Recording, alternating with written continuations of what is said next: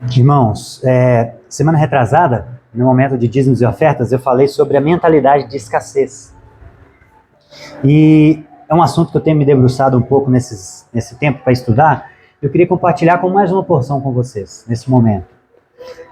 E como a gente viu, escassez, essa mentalidade de escassez não tem a ver, muitas vezes, com o que se tem falado aí. O que se tem falado eu ouvi um coach recentemente dizendo o seguinte: olha, no lugar que nós estamos, existem casas de 32 milhões de reais. Porém, tem pessoas que quando compram uma casa aqui, sabe o que eles fazem? Eles derrubam tudo para construir tudo de novo. Sabe por quê? Porque o que está dentro é muito maior do que essa casa. Entende? Então, o que ele está tentando comunicar? Mentalidade de escassez para muitas pessoas é você sonhar com coisas grandes demais. Isso é mentalidade de escassez para eles. Só que os psicólogos, os que estudam comportamento financeiro hoje, eles entendem que mentalidade de escassez é simplesmente um sentimento de falta. Seja para quem de fato tem falta, né? Uma pessoa que recebe, por exemplo, salário mínimo e não tem condição de cuidar da sua família com isso. Isso é um sentimento de falta real. Porém, isso atinge também pessoas que ganham 20 mil reais por mês, 30 mil, 50 mil reais por mês. São pessoas que estão endividadas mesmo ganhando muito dinheiro, entendem? Mas não é endividada porque teve um tropeço no meio do caminho, mas porque elas nunca está satisfeita. Sempre está com a sensação de falta, entendem? Então isso atinge pessoas que de fato estão necessitadas, como pessoas que eles chamam de necessidade ilusória. Não é real. As necessidades deles seriam supridas. Então isso é a mentalidade de escassez, é essa sensação de que sempre falta algo. Isso é mentalidade de escassez. E lembra daquele efeito túnel? Quando a gente está nessa mentalidade de escassez, é como se a gente estivesse dentro de um túnel e tudo ficasse escuro e a gente só enxergasse aquela bolinha branca no fim do túnel, que é o problema, que é a escassez. Então a gente não consegue pensar direito nessa realidade. Quando nós estamos na mentalidade de escassez, a gente não pensa direito. Por isso os financiamentos sem pensar, por isso a gente não consegue adiar certos prazeres, a gente faz uma prestação muito grande fora da nossa realidade para ter um prazer, porque a gente está em dificuldade. Isso prejudica a nossa capacidade de raciocínio quando a gente está na mentalidade de escassez. E eu queria relembrar para vocês um povo que tinha essa mentalidade de escassez. Abra comigo em Êxodo, capítulo 1. Lá em Êxodo, capítulo 1, nós estamos falando de um povo que estava escravo no Egito há 400 anos. Essa era a realidade do povo de Israel. E o povo, olha, no capítulo 1, verso 11 até o 14, fala que eles estavam numa vida de escravidão e amarga. Os egípcios, com tirania, faziam servir os filhos de Israel, verso 13. E lhes fizeram, verso 14, Êxodo 1, 14, lhes fizeram amargar a vida com dura servidão, em barro e em tijolos, como no trabalho no campo, com todo o serviço em que a tirania os serviam. Então o povo estava com uma vida amarga, e eles tinham dificuldades. E aí, gente, olha só que interessante, no verso 15 a 22, diz que o faraó manda matar os filhos homens que nascerem. Ou seja, além de escravidão, de amargor de vida, eles estavam sendo mortos. As crianças estavam sendo mortas simplesmente porque eram homens. E aí, no verso 2 até o verso 11, Moisés presencia um espancamento de um egípcio a um hebreu. Ou seja, eles estavam escravos, com a vida amarga, sendo mortos e espancados. Os problemas vão se somando. E aí, o que eles fazem? Gemem e clamam a Deus. É isso que o texto diz. Eles gemem e clamam a Deus porque eles não estavam mais suportando isso. Aí o que acontece? Deus ouve o clamor deles e liberta eles através de Moisés. Agora vai lá em Êxodo 14, para vocês verem como que esse povo pensa. Êxodo 14, verso 11 e 12, olha só.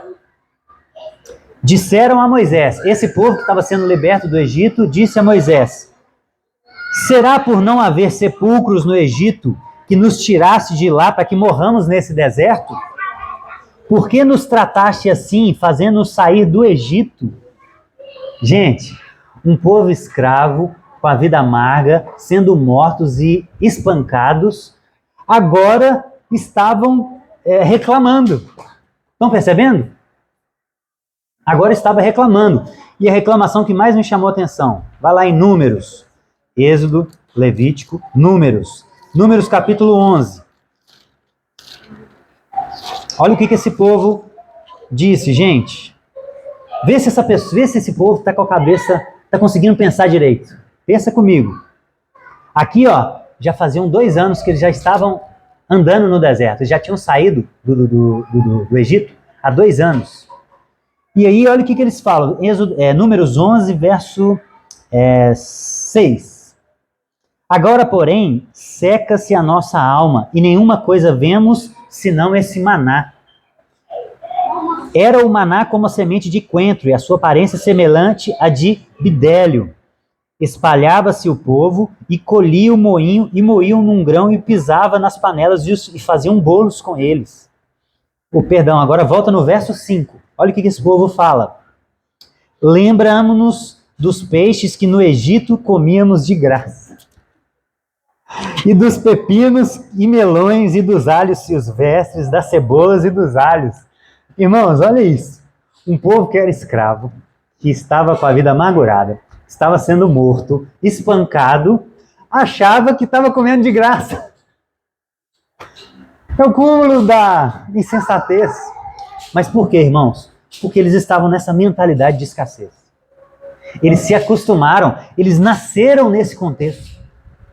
Eles nasceram num contexto de escassez. Então eles não conseguiam pensar direito. Eles não conseguiam raciocinar direito. É isso que a escassez faz com a gente. Ela não deixa a gente pensar direito. Só enxerga o problema. E aí você só vê o lado ruim. Aí vira o cínico, o cético. É isso que essa mentalidade de escassez faz com a gente. E a gente quer esse ano, estamos orando para isso, para que a gente saia dessa mentalidade em nome de Jesus. Para que a gente consiga enxergar coisas novas. E qual é a coisa nova? Eu lembrei de Abraão, né? Essa é a solução para a mentalidade de escassez. Abraão, Deus promete a ele um filho, que era algo grandioso naquela época, e Deus fala com ele assim, olha, tá bom, o seu filho tomou uma proporção muito grande no seu coração, então agora me entrega ele. E quando Abraão decide matar Isaac, o que Abraão está dizendo para Deus? Ele está dizendo o seguinte, olha, Senhor, tudo sem o Senhor não é nada. Moisés disse o contrário, né? Senhor, tudo, a terra, sem o Senhor também não adianta. Vá conosco, nós não iremos se o Senhor não for.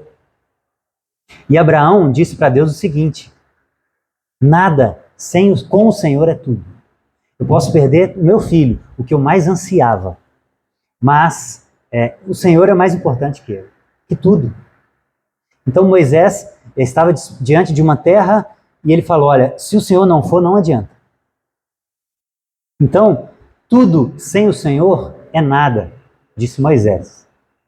Abraão disse o inverso.